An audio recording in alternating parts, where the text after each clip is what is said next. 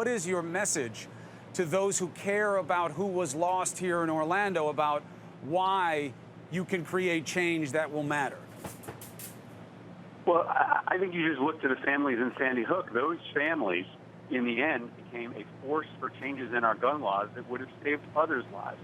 And I believe that that will be one of the wellsprings from Orlando, is that these families are going to fight to change gun laws to make sure that others around the country don't die because of our lax firearm laws. So I understand what you're saying, that there's always a desire to find a solution to the last tragedy.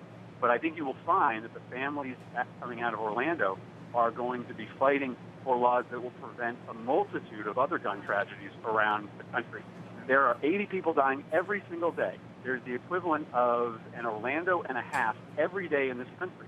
And we can't accept that the only points of leverage that we have are these mass shootings. That was the point of our filibuster yesterday, is that this is happening every day and every week. We have to use moments like we had yesterday to draw attention to this broader epidemic. But the other side says two main things. One, you guys love to quote Chicago, the statistics coming out of Chicago. So many of those homicides are done with illegally obtained guns, and that any gun law functionally only punishes or monitors or limits those who want to do it legally. And the other argument is, for all of the fascination with the AR weapon, the tactical rifle that was used here, there are a lot of semi-automatic rifles. There are a lot. And when you look at how many deaths this type of weapon is responsible for, it's not as big as these incidental tragedies make it to be. How do you address those 2 points?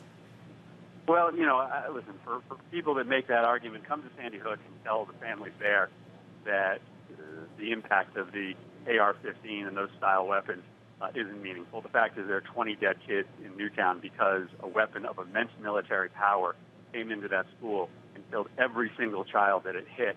On the second question, yes, there are lots of illegal weapons out on the streets, but they start as legal weapons. Many of those weapons in Chicago are bought legally in Indiana at gun shows where background checks are not necessary. Yes, then they get trafficked illegally on the streets of that city, but they start as legal purchases done around a background check system that has holes as big as Swiss cheese in it. So we have to remember that every illegal gun starts as a legal transfer, and we can stop those initial transfers going into the hands of criminals if we tighten the criminal background check system and make sure that it applies to all gun sales, not just those done at gun stores.